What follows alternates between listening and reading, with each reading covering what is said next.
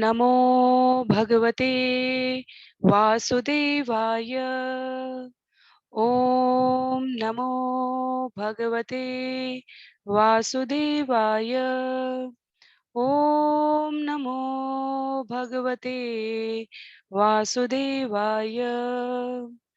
नारायणं नमस्कृत्य नरं चैव नरोत्तमं देवीं सरस्वतीं व्यासं ततो जयम् उदीरयेत्। शृण्वतां स्वकथा कृष्ण पुण्यश्रवणकीर्तन यद्यन्तस्तूय भद्राणि विदुनोति सुयत्स्यताम्। नष्टप्रायेषु भद्रेषु नित्यं भागवत सेवया भगवत्युत्तमश्लोके भक्तिर्भवति नैष्ठिकी। ॐ अज्ञानतिमिरान्धस्य ज्ञानाञ्जनशलाकया चक्षुरुन्मीलितं येन तस्मै श्रीगुरुवे नमः। मूकं करोति वाचालं पङ्गुं लङ्घयते गिरिं यत्कृपातमहं वन्दे परमानन्दमाधवं। वाञ्छाकल्पतरुभ्यश्च कृपा सिन्धुभ्य एव च पतितानां पावनेभ्यो वैष्णवेभ्यो नमो नमः। जय श्री कृष्ण चैतन्य प्रभो नित्यानंद श्री अद्वैत गदाधर श्रीवासादि गौर भक्तिवृंद। हरे कृष्णा कृष्ण कृष्ण हरे हरे, हरे राम राम राम हरे हरे। हरे कृष्णा कृष्ण कृष्ण हरे हरे, हरे राम राम राम हरे हरे। हरे कृष्णा कृष्ण कृष्ण हरे हरे, हरे राम राम राम हरे हरे।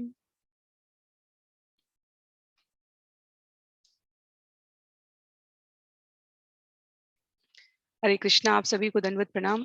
श्रीमद् भागवतम महापुराण सत्रों की इन श्रृंखला में सभी भक्तों का स्वागत है। हम यहाँ पर श्री वेद व्यास जी द्वारा कृत महापुराण, जिसे अमल पुराण श्रीमद् भागवत महापुराण कहा गया है, उसकी अंतर्राष्ट्रीय कृष्ण भावनामृत संघ के संस्थापक आचार्य कृष्ण कृपा मूर्ति श्री श्रीमद् एसी भक्ति वेदांत स्वामी श्रील प्रभुपाद द्वारा सुंदर लिखी तात्पर्य अनुवाद सहित जो पुस्तक है, उसके माध्यम से इस विषय को श्रवण पठन करने का प्रयास कर रहे हैं। आज श्रीमद् भागवतम के इन सत्रों का 179th 179वां सेशन है, सत्र है, और हम इसमें स्कंद 3 के अध्याय 25 भक्ति योग की महिमा इस पर श्रवण और पठन करेंगे। पिछले सत्रों में जो 2 सत्र इस अध्याय के अभी तक हो चुके हैं, उनमें हमने माता देवहूति को कपिल भगवान सांख्य दर्शन का जो पृष्ठभूमि, महत्व, प्रभुत्व और जीवन में आचरण करने योग्य बिंदुओं को प्रस्तुत कर रहे हैं, उसका हम श्रवण कर रहे हैं। आज के लिए श्लोक संख्या 23 से इस विषय को आगे पढ़ेंगे। तो इस श्लोक संख्या 23 स्कंद 3 अध्याय 25 श्लोक संख्या 23। मेरा अनुरोध रहेगा जिनके पास भी पुस्तक है वह पुस्तक का प्रयोग करें। अन्य सभी की सुविधा के लिए हम लोग एक एक श्लोक का वाचन करेंगे, अनुवाद पढ़ते हुए सुंदर सारग्राही बिंदु जो श्रील प्रभुपाद ने तात्पर्य में लिखा है, उनको कुछ एक बिंदुओं को देखते हुए आगे बढ़ने के लिए प्रयासरत हैं। तो श्लोक संख्या 23, जहां पर ये सत्र हमने पिछले सत्र में समाप्त किया था, वहां ये स्मरण करने वाला श्लोक है हमारे लिए, क्योंकि कबीर भगवान कहते हैं, मदाश्रय कथामृष्टा शृण्वन्ति कथयन्ति च तपन्ति विविधास्तापा नैतान् मदगत चेतस। निरंतर मेरे अर्थात पूर्ण पुरुषोत्तम भगवान के कीर्तन तथा श्रवण में संलग्न रहकर साधुगण किसी प्रकार का भौतिक कष्ट नहीं पाते, क्योंकि वे सदैव मेरी लीलाओं तथा कार्यकलापों के विचारों में ही निमग्न रहते हैं। तो हमने इस पर चर्चा की थी कि अनेकों प्रकार के जो क्लेश है, कष्ट है, दुख है इस जगत में, वो भगवान के भक्तों को स्पर्श भी नहीं कर सकते। भगवान का भक्त सतत कीर्तन, सतत भजन, सतत स्मरण और सतत सेवा के द्वारा मृत्यु के सिर पर भी पैर रखकर भगवान के धाम को प्राप्त करता है। तो ये श्रद्धा, विश्वास, ये आस्था, कृष्ण भावना भावित होने से ये सामर्थ्य हमें भगवान की कृपा से प्राप्त होती है। साधुओं के लिए विशेष रूप से ये बात इसलिए भी कही गई है, क्योंकि हमने गोस्वामी तुलसीदास जी का उदाहरण लिया था, अन्य बहुत सारे उदाहरण हैं जहाँ पर इस बात का वर्णन है कि जब भक्त भगवान की लीला में निमग्न रहता है तो भगवान भी उन भक्तों के साथ भाव विनिमय की उस लीला में स्वयं को निमग्न रखते हैं। तो आरंभ करते हैं श्लोक संख्या 24 से आज के लिए। त एते साधवः साध्वी सर्वसंग विवर्जिता संगस्तेष्वथ ते प्रार्थ्य संग दोष हराहिते। हे माते, हे साध्वी, ये उन महान भक्तों के गुण हैं जो समस्त आसक्तियों से मुक्त हैं। तुम्हें ऐसे पवित्र पुरुषों की संगति करनी चाहिए क्योंकि ऐसी संगति भौतिक आसक्ति के समस्त कुप्रभावों को हरने वाली है। तो 4-5 बहुत महत्वपूर्ण यहाँ पर संबोधन है, विचारों को संबोधित करते हैं कपिल भगवान। पहला, माते, शारीरिक सांसारिक दृष्टि से और शारीरिक संबंध से कपिल भगवान माता कुंती के पिता भी कहे जाएंगे क्योंकि वो संपूर्ण जगत के पिता हैं और सामाजिक शिष्टाचार से वो माता देवहूति के घर में पुत्र रूप में जन्म लिए हैं, इसलिए उन्होंने उनको माते शब्द से संबोधन किया है। पर साध्वी कहते ही कपिल भगवान समस्त मानव जाति को आश्वस्त करते हैं। भगवत गीता अध्याय 18 में जब भगवान ने कहा है कि मेरा ज्ञान अभक्तों के समक्ष नहीं करना, तो वो आश्वस्त करते हैं कि माता देवहूति के अंदर पात्रता है। साध्वी, साधु शब्द की जो परिभाषा बताई उन्होंने कि भगवान के ध्यान में, सेवा में, सतत स्मरण में निमग्न रहने वालों को भौतिक कष्ट तनिक भी परेशान नहीं करते। और माता देवहूति उस अर्थ में साध्वी हैं। क्यों? क्योंकि हमने अध्याय 23-24 में जब प्रसंग आता है कर्दम मुनि के साथ उनके व्यवहार नियमन का, तो हमने देखा कि वहां कृष्ण भावना भावित भक्त की सेवा करने में, शुश्रूषा करने में अपने आप को निष्कपट और निस्वार्थ तरीके से माता देवहूति ने समर्पित कर दिया था। तो इसलिए यहाँ पर माते और साध्वी दो संबोधन किए गए। तत्पश्चात महान भक्तों के गुण हैं जो समस्त आसक्तियों से मुक्त हैं। तो पुनः माता देवहूति इस पर पूरी पूरी खरी उतरती हैं। उनको स्वयं के कहा गया था कि वो कृशकाय हो गई थी, दुर्बल हो गई थी, मलिन दिख रही थी। मलिन का अर्थ अस्वच्छता नहीं है यहाँ पर माता देवहूति के संबंध में। मलिन का अर्थ है कि माता देवहूति इतनी निमग्न थी कि उन्होंने स्वयं के साज श्रृंगार सज्जा पर तनिक भी ध्यान नहीं दिया। उसके पश्चात जो अगला बिंदु है वो और भी महत्व का है, ऐसे पवित्र पुरुषों की संगति करनी चाहिए। तो पुरुष शब्द यहाँ पर लिंग का परिचायक न होकर उन समस्त भक्त वृंद को, समूह को उद्घोषित कर रहा है। भगवान परम पुरुष कहे गए हैं।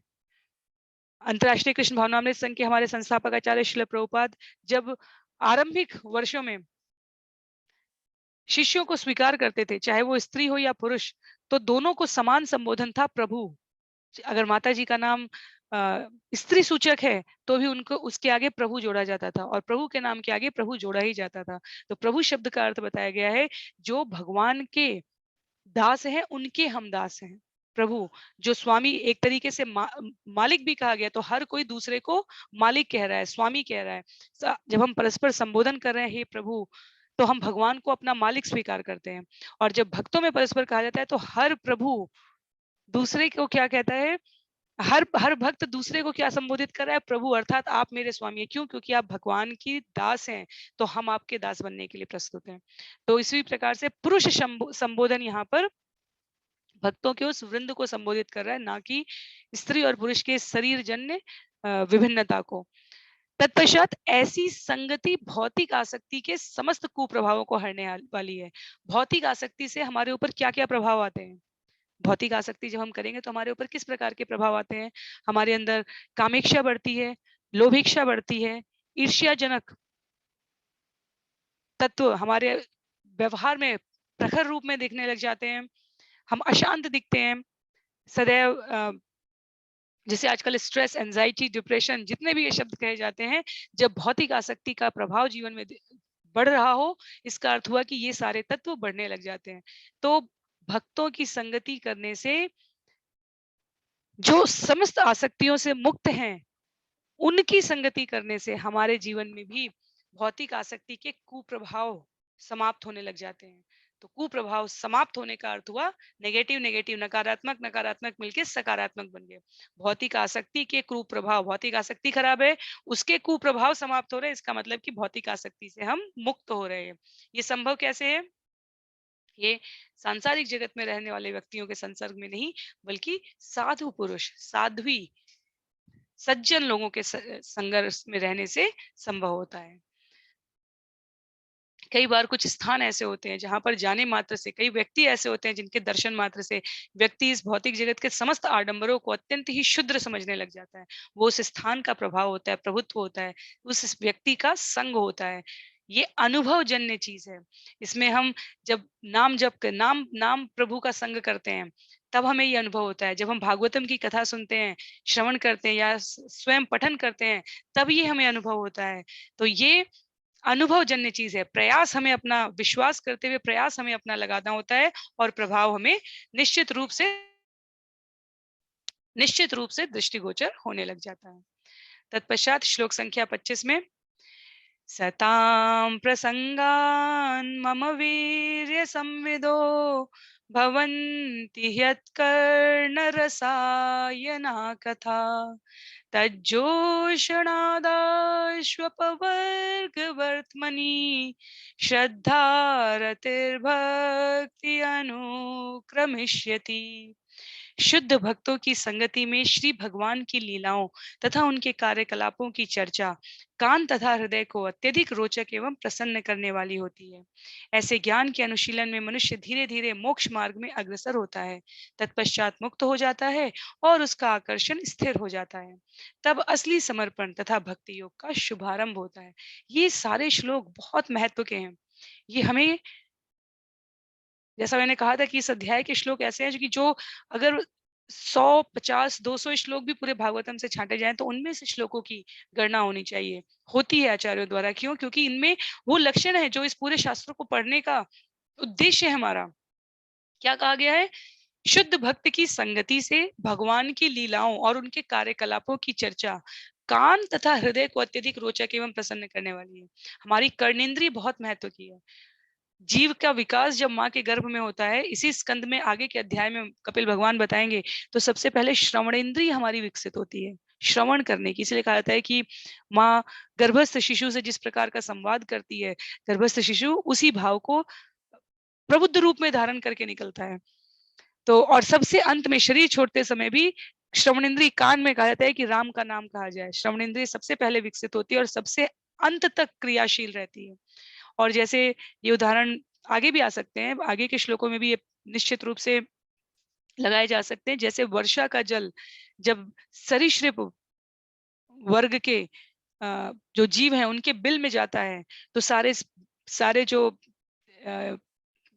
जीव हैं, सर्प हो गए, भिक्षु हो गए, ये सब निकल निकल के बाहर आते हैं।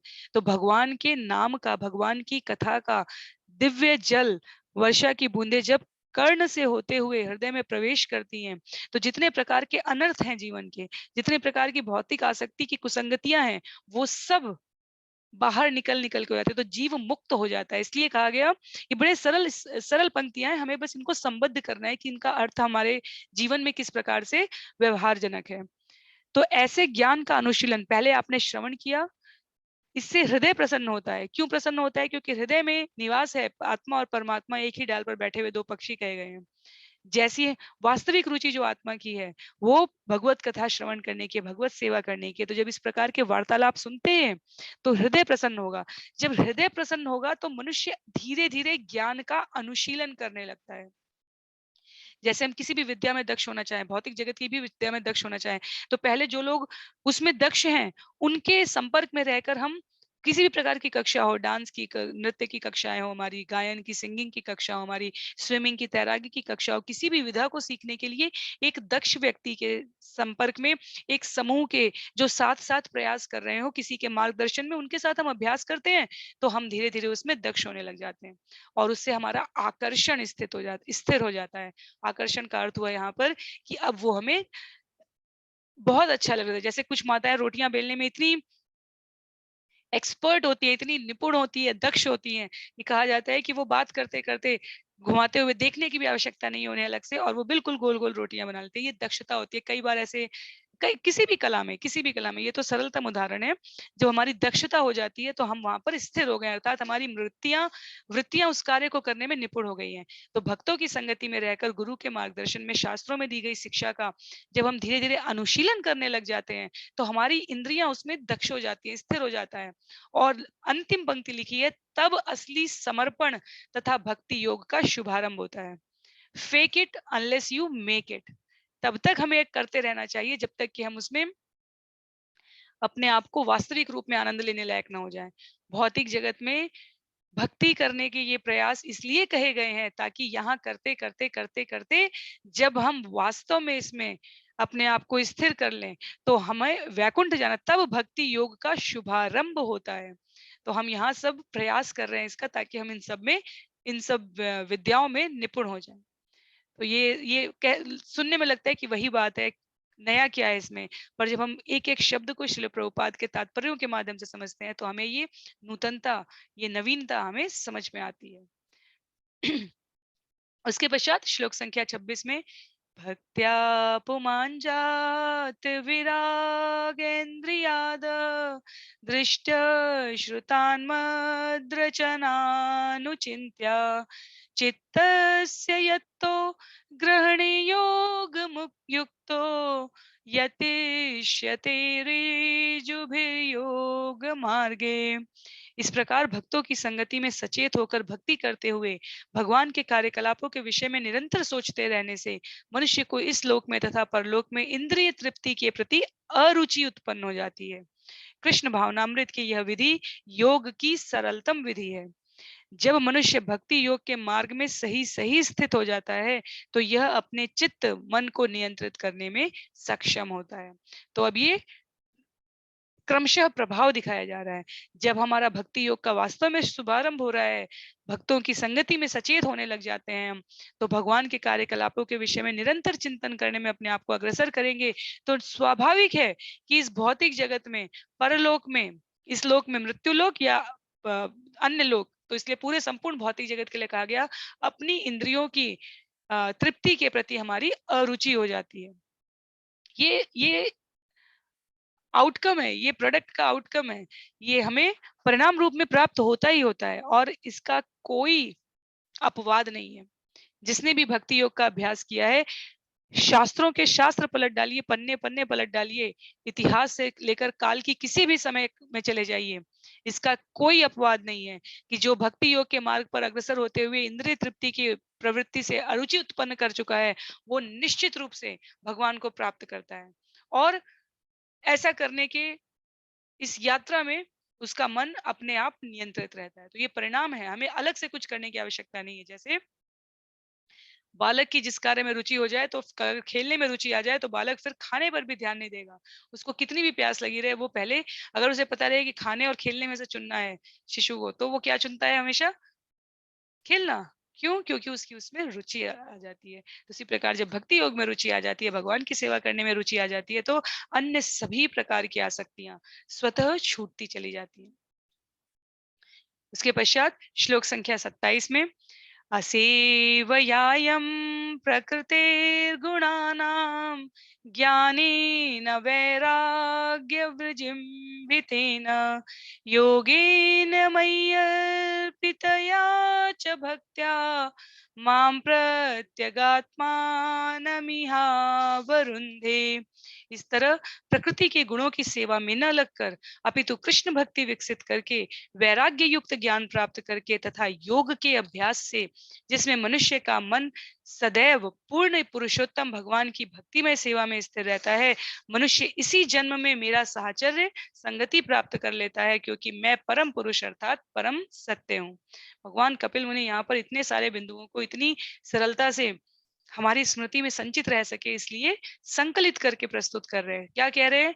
अब इंद्रियों की अरुचि हो गई, इंद्रिय तृप्ति करने में हमारी अरुचि हो जाएगी, तो क्या होगा? हम भौतिक जगत की सेवा नहीं कर रहे होंगे, भौतिक प्रकृति में नहीं लगेंगे, अपितु कृष्ण भक्ति में विकसित करेंगे अपने आप को। कैसे? वैराग्य युक्त ज्ञान, योग अर्थात भक्ति योग के विश्वास अभ्यास से, मन को पुरुषोत्तम भगवान की भक्ति में सेवा में स्थिर करके, और जब ये क्रमशः ये जो स्टेज है, ये स्तर है, जब जीव प्राप्त कर लेता है तो इसी जगत में उसको भगवान का साहचर्य मिलता है। कहीं और कहीं भी अतिरिक्त जाकर इसकी प्रयास करने की आवश्यकता नहीं होती। भगवान चैतन्य के साथ रहने वाले पार्षद हों या भगवान राम और कृष्ण के समय उपस्थित भगवान के भक्त हों, एक स्वर एक मत में सबने ये कहा है कि जिस क्षण हम नाम लेते हैं भगवान का, भगवान की सेवा में तत्पर होते हैं, भगवान वहां निश्चित रूप से प्रकट रहते हैं, प्रत्यक्ष हमें साहचर्य देते हैं। तो इन ये जो बिंदु है, ये बिल्कुल एज इट इज, यथावत यथा रूप में स्वीकार करने लायक है। क्यों? क्योंकि यदि हम अभी ये सत्र सुन रहे हैं तो निश्चित रूप से हम भक्ति के लिए गंभीर हैं, और यदि हम गंभीर हैं किसी अध्ययन को, किसी शिक्षा को स्वीकार करने में, तो हम उसको ध्यान पूर्वक व्यवहार में लाएंगे। यदि हम अम, कुछ भी, सिलाई हो गई या साइकिल चलाना हो गया या तैराकी हो गया, किसी भी प्रकार की शिक्षा को यदि हम सीखने के लिए गंभीर हैं, तो हम उसकी बारीकियों पे ध्यान देंगे। कैसे करना है, कैसे नहीं करना है, इस अंतर को अपने जीवन में धारण करेंगे। तो अभी तक ये सत्र सुनने का अभिप्राय ये है, कपिल भगवान कहते हैं वो मैं हूँ परम पुरुष, जिससे के जो साहचर्य देता है उनको, किनको, जो इस प्रकार भक्ति योग के प्रयास में अपने आप को रत रखते हैं। तो इन श्लोकों के बाद अब श्लोक संख्या 28, 29, 30, जैसा हमने कहा था, माता देवहूति के प्रश्न हैं। क्या कहती है माता देवहूति? देवहूति उवाच काचित् त्वयुच्चिता भक्ति कीदृशी मम गोचरा यया पदं ते निर्वाणम् अंजसान्वाष्णवा अहम्। भगवान का यह वचन सुनकर देवहूति ने पूछा, मैं किस प्रकार के भक्ति योग का विकास और अभ्यास करूं जिससे मुझे आपके चरण कमलों की सेवा तत्काल एवं सरलता से प्राप्त हो सके। किस प्रकार के भक्ति योग का? जब हम भक्ति योग की बात करते हैं तो उसमें प्रकार क्या है? क्यों माता देवहूति ने इस प्रकार का प्रश्न किया, इसे हम अभी अगले कुछ श्लोकों में ही समझने। तो विभिन्न प्रकार के भक्तों के लिए विभिन्न प्रकार की क्रियाएं भक्ति योग में, यदि हम ये स्मरण करें, आगे के श्लोकों में हमें ये कपिल भगवान के उत्तर से पता भी चलेगा। लेकिन नवधा भक्ति बताई गई, जैसे किसी के सीखने के 4 प्रकार होते हैं। कोई सुनकर सीख लेता है, कोई पढ़कर सीख लेता है, कोई देखकर सीख लेता है, कोई करके सीख लेता है।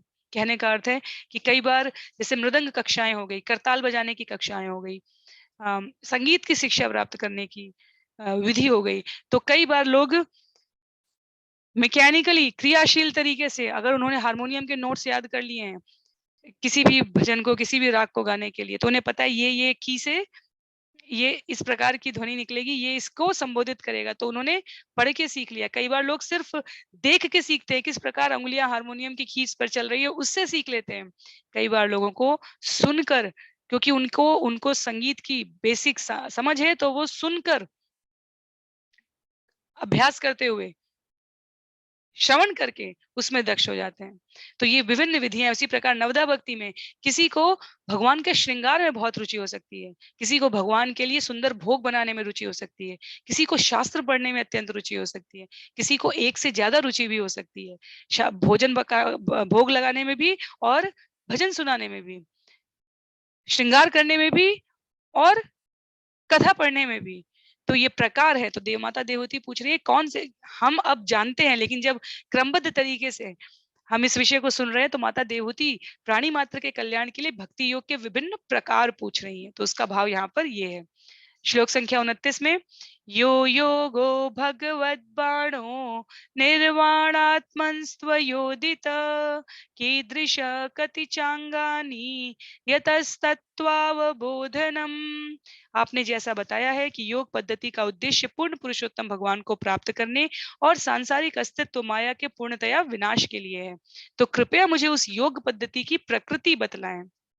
उस अलौकिक योग को यथार्थ रूप में कितनी विधियों से समझा जा सकता है। तो क्या क्या पूछ रही है माता देवहूति यहाँ पर? योग की पद्धति के बारे में।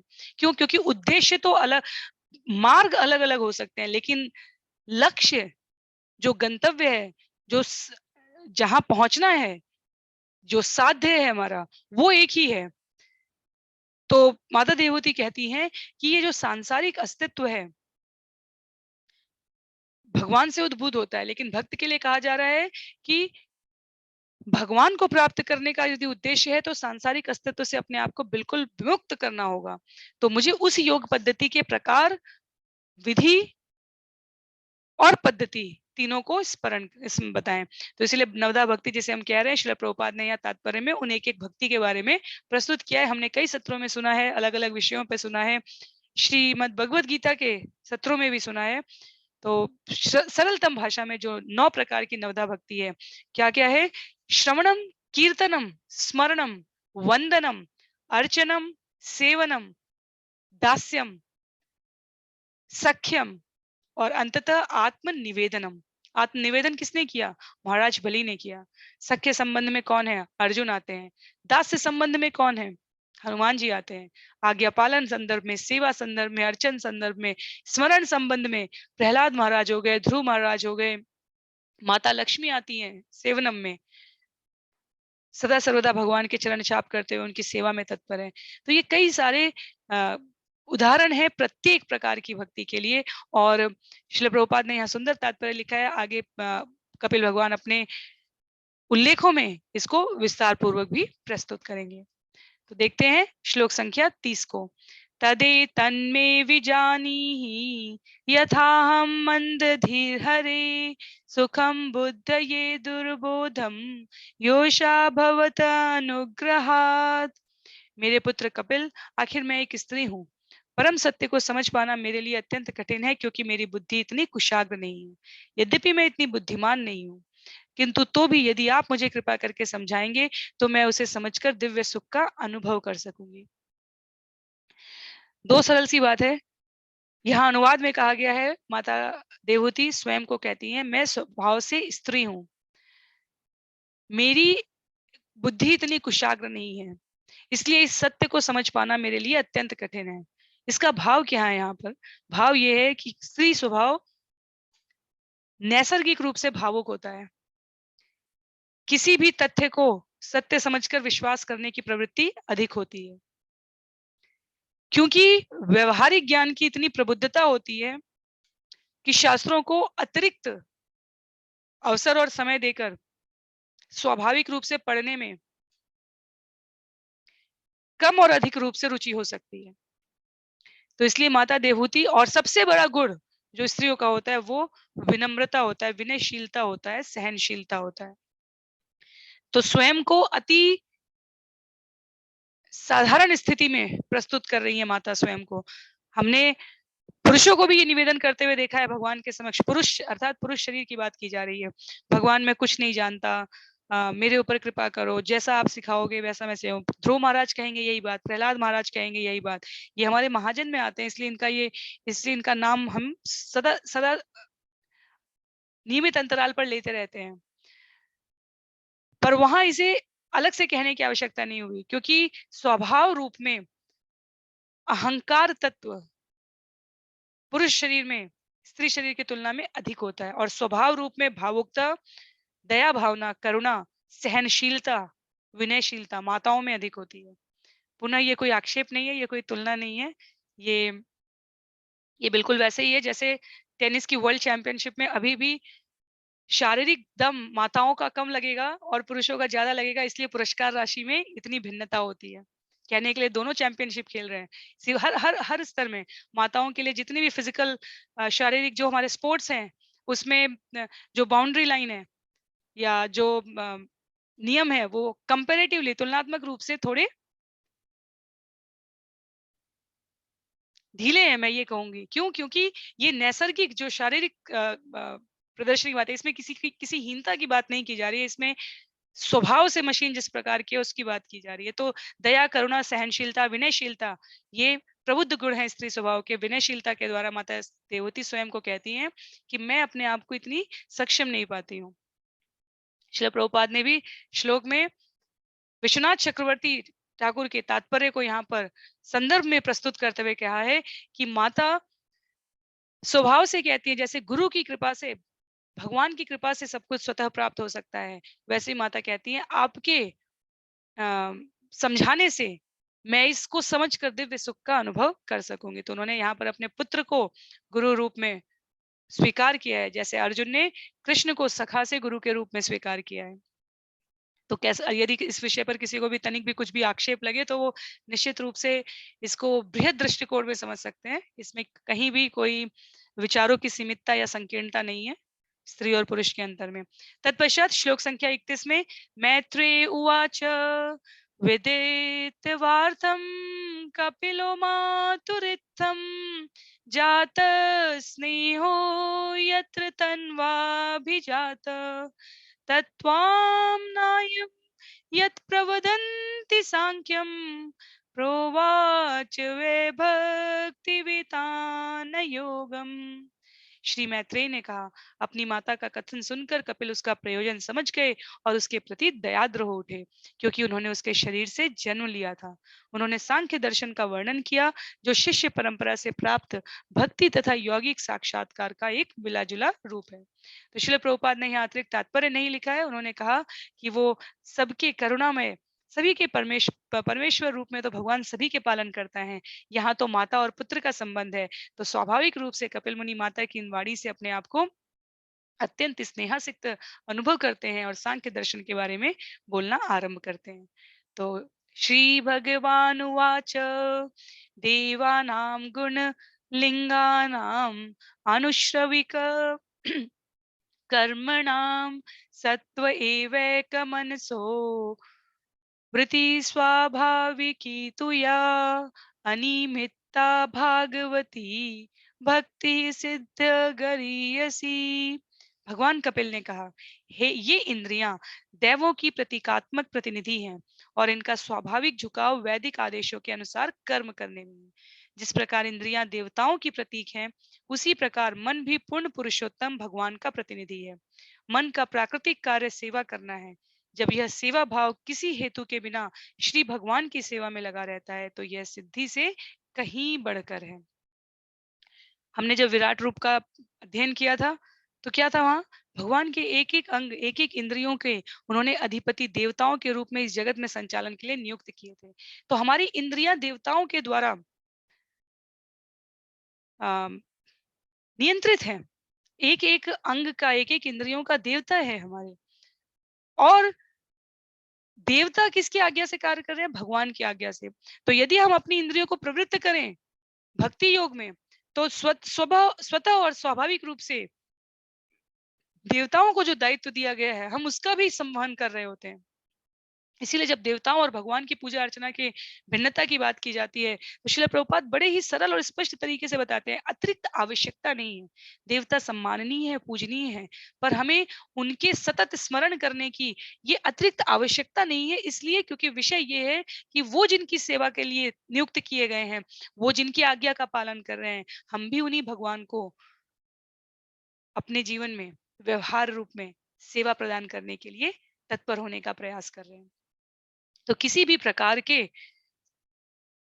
भौतिक लगाव से मुक्त होकर मन के प्राकृतिक कार्य सेवा में तत्पर होने के लिए जब जीव अपने आप को प्रस्तुत करता है, तो ये क्या होता है, इसके लिए कहा गया है, ये किसी भी सिद्धि से बढ़कर होता है।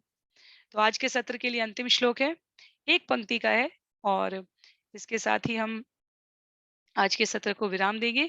जरयति आशु या कोशम निर्गीणम अनलो यथा। तो हम ये देख सकते हैं कि पिछले श्लोक में 3 पंक्तियां थी, यहाँ पर एक पंक्ति है। भक्ति जीवात्मा के सूक्ष्म शरीर को बिना किसी अतिरिक्त प्रयास के उसी प्रकार विलय कर देती है, जिस प्रकार जठराग्नि खाए हुए भोजन को पचा देती है।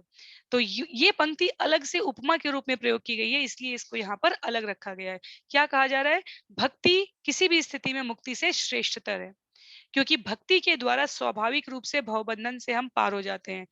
मुक्ति प्राप्त करने के लिए जो अतिरिक्त साधनों का हम प्रयोग करते हैं, वो अनावश्यक है कलयुग के लिए, और इसलिए भक्त के लिए मुक्ति कोई समस्या ही नहीं होती है। 5 प्रकार की मुक्ति में, जो पांचों में किसी भी प्रकार की मुक्ति के लिए जीव की वास्तव में कोई रुचि नहीं होती। चाहे भगवान के ब्रह्म ज्योति में मिल जाना, चाहे भगवान जैसा रूप धारण करना, चाहे भगवान जैसा ऐश्वर्य प्राप्त करना, भक्त की रुचि इनमें से किसी भी नहीं होती। श्रील प्रभुपाद लिखते हैं, हरे कृष्ण कृष्ण कृष्ण हरे हरे, हरे राम राम राम हरे हरे। इस महामंत्र के कीर्तन में लगकर तथा श्री भगवान को अर्पित भोग के बचे हुए भाग से भोजन ग्रहण करके अपनी जीवा को नियंत्रित करते ही जीव स्वतः अन्य सभी इंद्रियों पर नियंत्रण प्राप्त कर लेता है। इसलिए नाम जप की इतनी महिमा है।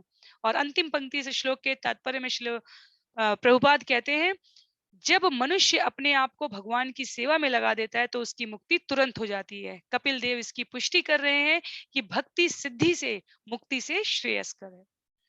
तो इसी के साथ आज के सत्र को हम लोग यहीं पर समाप्त करेंगे। शिल प्रभुपाद की जय, शिल गुरुदेव की जय, अनंत कोटि वैष्णव वृंद की जय, श्रीमद् भागवतम महापुराण की जय।